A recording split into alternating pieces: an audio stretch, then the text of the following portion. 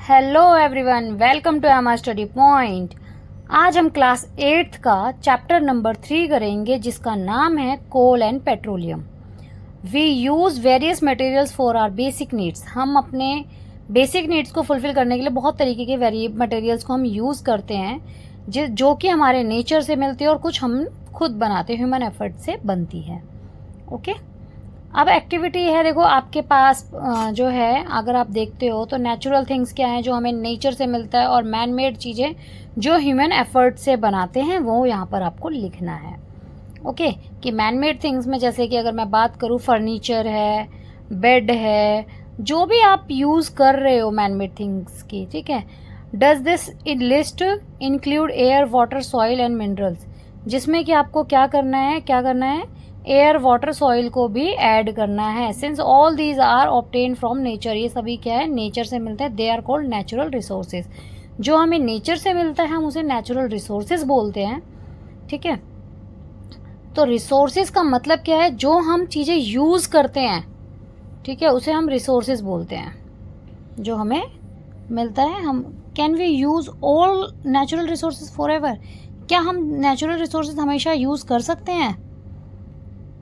Can air, water and soil be exhausted by human activities.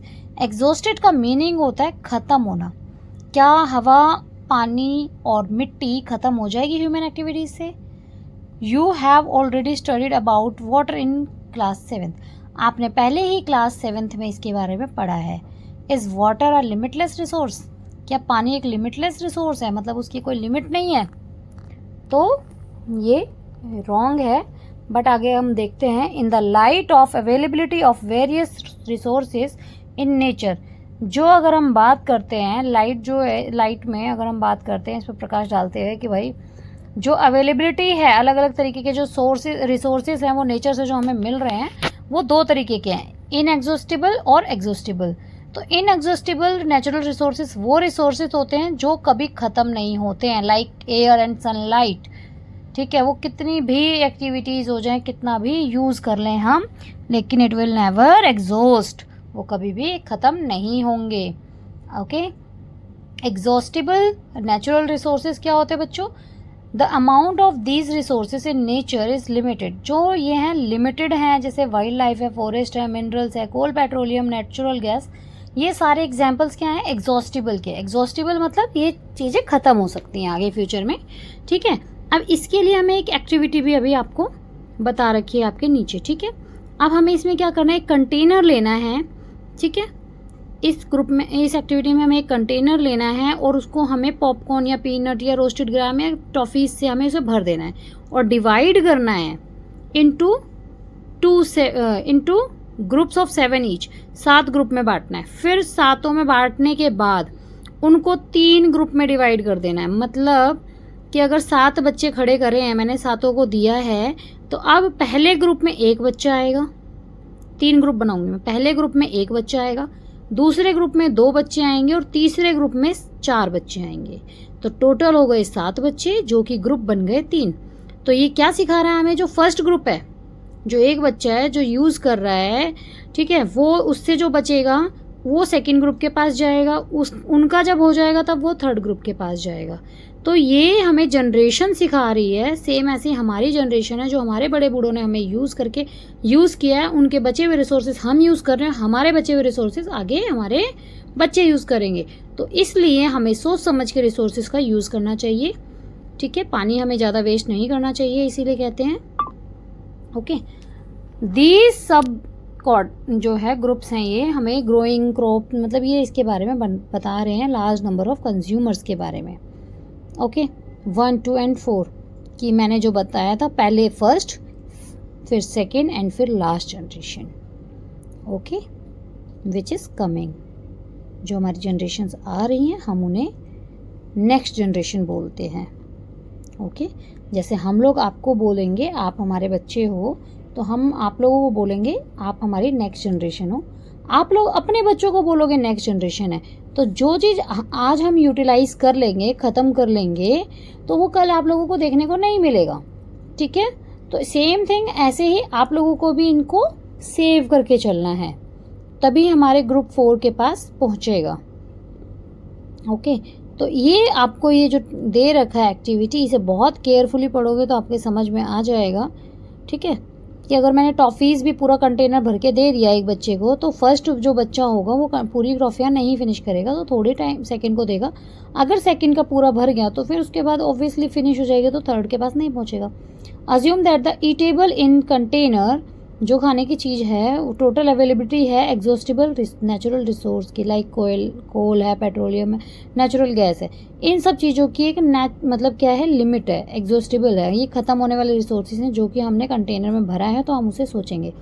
Each group में have a different consumption pattern, सभी group का different consumption pattern है कि कैसे consume करना है। आर द अर्लियर जनरेशन, जो हमारी पहली जनरेशन होती है किसी भी ग्रुप की, अगर वो ग्रिडी हो जाएगी, लालची हो जाएगी, तो ऑब्वियसली नेक्स्ट जनरेशन के पास नहीं पहुंचेगा, ठीक है। It may be the earlier generation is in some groups were concerned about the coming generation and left something for them.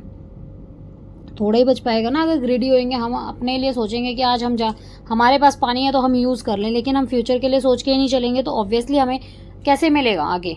In this chapter, इस चैप्टर में हम सीखेंगे क्या, exhaustible natural resources like coal and petroleum and gases के बारे में। These were formed from the dead remain of living organisms, ठीक है, जो कि फॉसिल फ्यूल्स कहते हैं जिनको। अब ये किससे बनते हैं, डेड सेल्स से बनते हैं, जैसे जानवर मर जाते हैं या इनसे ये सारी चीज़ें बनती हैं, ठीक है, डेड थिंग्स से बनती है, ठीक है। तो इसको कोल और पेट्रोलियम कहेंगे। अब कोल के बारे में हम पढ़ते हैं, कोयला, कोल मीन्स कोयला। अब कोयला के बारे में हम पढ़ते हैं क्या चीज़ है। You may have been seen, अब अगर आपने देखा होगा तो आपने कोयला या सुना होगा, देखा भी होगा कि ये बहुत हार्ड होता है, पत्थर की तरह, और ब्लैक कलर का होता है। कैसा होता है, ब्लैक कलर का होता है। Coal is one of the fuels use to cook food, coal को हम यूज़ करते हैं खाना बनाने में भी। It was use in railway engines, किया जाता था पहले, ठीक है, स्टीम जनरेट करने के लिए कि इंजन चल जाए, और उसके बाद थर्मल पावर प्लांट्स में भी इसको यूज़ किया जाता है इलेक्ट्रिसिटी के लिए, और इसे बहुत अलग अलग इंडस्ट्रीज़ में यूज़ किया जाता है, ठीक है। अब हमें ये कहाँ से मिलता है और ये कैसे बनता है।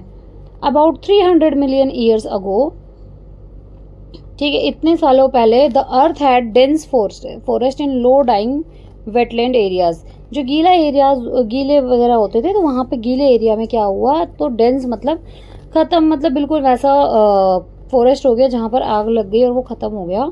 ड्यू टू नेचुरल प्रोसेस के लाइक फ्लडिंग, बाढ़ आ जाना, ठीक है, these forest got buried under the soil, वो जल गए, ठीक है। As more soil deposited over them, और काफ़ी सारी मिट्टी उनके ऊपर आकर पड़ गई।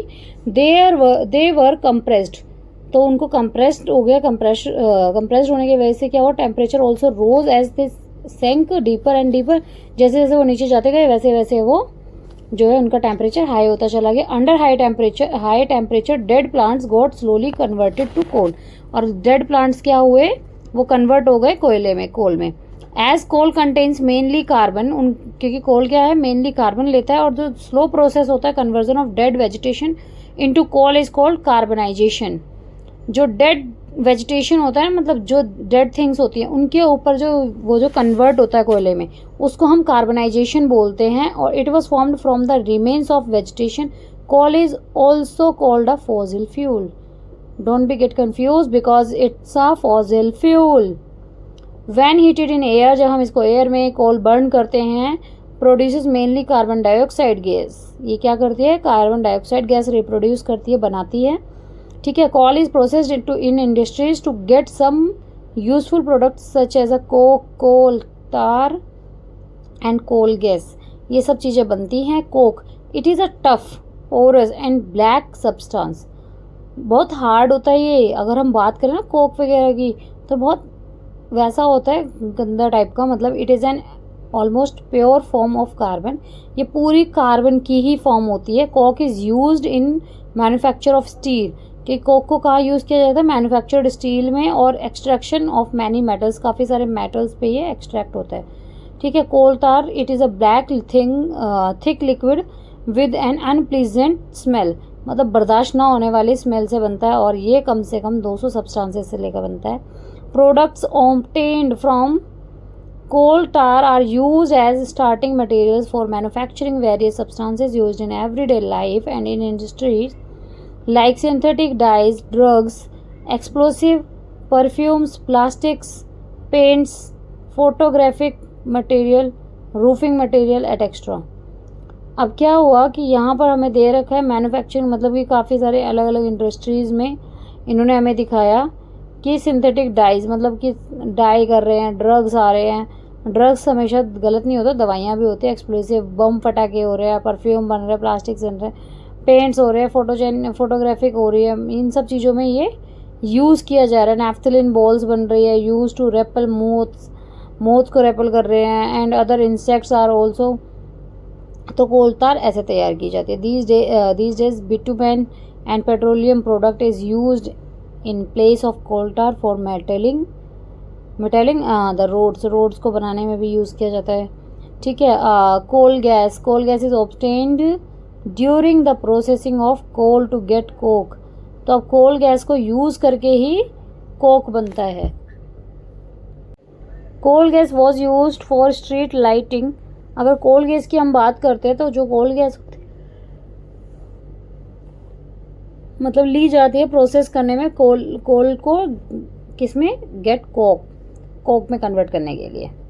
ओके, इट इज़ यूज्ड, ये यूज़ किया जाता है। Coal gas was used for street lighting for the first time in London in 1810।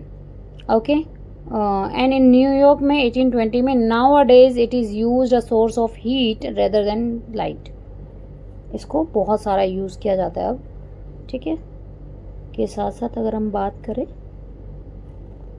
It is used as a fuel in many industries situated near the coal processing plants. बहुत सारी जगहों पर, बहुत सारी फैक्ट्रीज़ में अब ये सारी चीज़ें यूज़ करने लगे हैं, कोल वगैरह। ठीक है, ये हमारा फॉसिल फ्यूल की तरह यूज़ किया जाता है ना। जैसे हम पेट्रोल वगैरह यूज़ करते हैं, तो पेट्रोल की जगह पर कई जगहों पर अभी भी कोयला यूज़ किया जाता है। तो कोयला जिस फैक्ट्री में यूज़ किया जाता है, तो वहाँ पे कार्बन डाइऑक्साइड बनता है, प्रोड्यूस होता है, और कार्बन डाइऑक्साइड की वजह से लोग इसीलिए कहते हैं फैक्ट्री के आसपास नहीं रहना चाहिए। अब हम पेट्रोलियम के बारे में पढ़ते हैं। You know that petrol is used as a fuel in light and automobiles such as motorcycles, scooters and cars. सभी को पता है पेट्रोलियम क्या चीज़ है। Heavy motors vehicles like trucks and tractors run diesel, क्योंकि ये डीजल पर चलता है। Petrol and diesel are obtain from a natural resource called petroleum. ये दोनों ही हम उसको पेट्रोलियम में ही बोलते हैं। The work petroleum is derived from petra, जो पेट्रा रॉक से बनता है। ओलियम मतलब ऑयल है, and it is mind from between the rocks under earth as shown in figure this. Do you know how petroleum is formed, कैसे बनता है petroleum was formed from organisms living in the sea, जो sea समुद्र में रहते हैं उनसे। As these organism dead, जब वो मर जाते हैं, their body settled at the bottom of the sea, क्योंकि वो जाके बॉटम पे रह जाती है। And got covered with the layers of sand की लेयर उसके ऊपर आ जाती है, और क्ले मतलब चिकनी मिट्टी की भी आ जाती है। ओवर मिलियंस ऑफ ईयर्स, काफ़ी सालों बाद, एब्सेंस ऑफ एयर, जब वहाँ पर हवा नहीं जाती है। High temperature and high pressure transform the dead organisms into petroleum और नेचुरल गैस, जिसको वो कन्वर्ट कर देता है किसमें, डेड ऑर्गेनिजम्स में, या फिर वो कन्वर्ट हो जाता है नेचुरल गैस में। जैसे कि हमें फिगर 30 में 3.4 में दिखाया गया है। Deposit of petroleum and natural gas, you see the layer containing petroleum oil and gas is above that of water. Why it is so? Recall that oil and gas are lighter than water and do not mix with it. क्यों नहीं mix होता? मतलब हम gas को चाहें या पानी में हम ऑयल डालते हैं, तो वो क्यों नहीं मिक्स हो पाता प्रॉपर? क्योंकि जो वर्ड्स है, ठीक है, जो इसके सब्सटेंसेस हैं वो थोड़े से डिफरेंट होते हैं बहुत। क्योंकि अब देखो, petroleum is dark oily liquid. Petrol कैसे डार्क ऑयली लिक्विड होता है? इट हैज़ अनप्लीजेंट ऑर्डर, बहुत गंदी बदबू होती है इसकी। It is a mixture of various constituent such as petroleum gas, petrol, diesel, lubricating oil, paraffin, wax etcetera. The process of, जो ये प्रोसेस है, ठीक है, सेपरेट करने का है, separating the various constituents, fraction of petroleum is known as refining. It is carried out in a petroleum refinery. इसको हम किससे करते हैं? पेट्रोलियम रिफाइनरी से हम इसको रिफाइन करते हैं, यूज़ करने के लिए बनाते हैं. ठीक है, ये हमें दे रखा है various constituents of petroleum and there uses की कैसे कैसे. एलपीजी है, पेट्रोल है, केरोसिन है, lubricating oil, paraffin oil, wax, bitumen, ये सब कुछ दे रखा है कि कहाँ कहाँ यूज़ किया जाता है. ठीक है, वेरियस कॉन्स्टिट्यूएंट. अब देखो नेचुरल गैस के बारे में हम आ जाते हैं. कहाँ पे आ जाते हैं हम? नेचुरल गैस के. अब natural gas is a very important fossil fuel because it is easy to transport through pipes. क्योंकि ये बहुत ईजी हो जाता है ट्रांसपोर्ट, मतलब पाइप्स के थ्रू इधर से उधर करना. Natural gas is stored under high pressure as compressed gas, जिसको हम कंप्रेस्ड नेचुरल गैस बोलते हैं. CNG is use for power generation, जिसको पावर जनरेशन के लिए यूज़ किया. It is now being used. अब ये यूज़ किया जाता है किस चीज़ के लिए?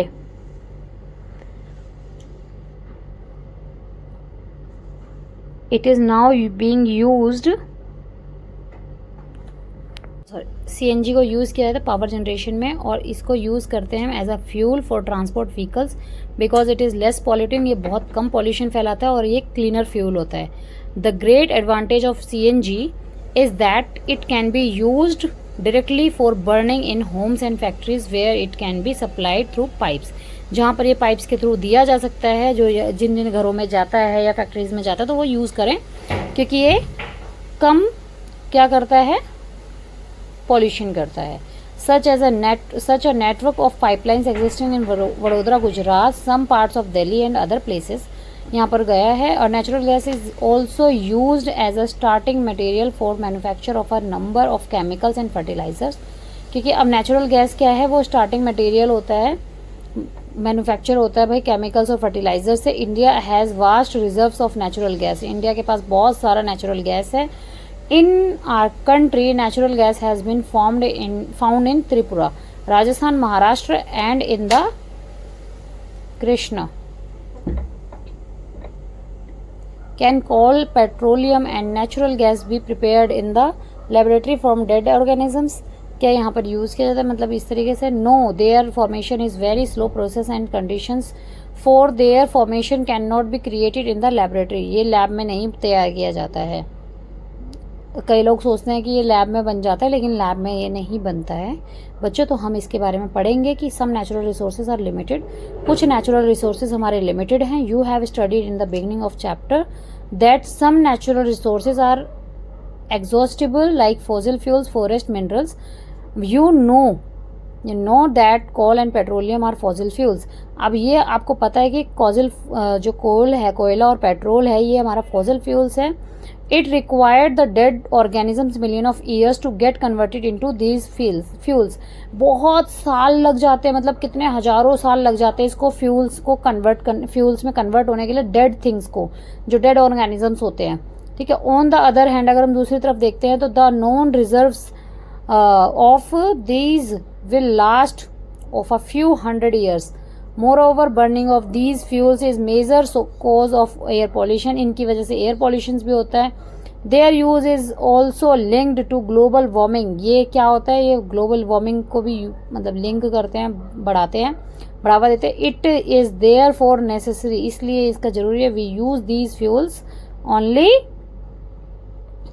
when absolutely necessary. जब हमें बहुत ज़रूरत हो तभी हमें यूज़ करना चाहिए. हम लोग ये गलती कर देते हैं कि हम सोचते हैं कि ये फ्यूल्स हम दोबारा मिल जाएंगे, इसलिए हम इसको एक्स्ट्रा यूज़ करते हैं, तो इसकी वजह से हमें दिक्कत होती है.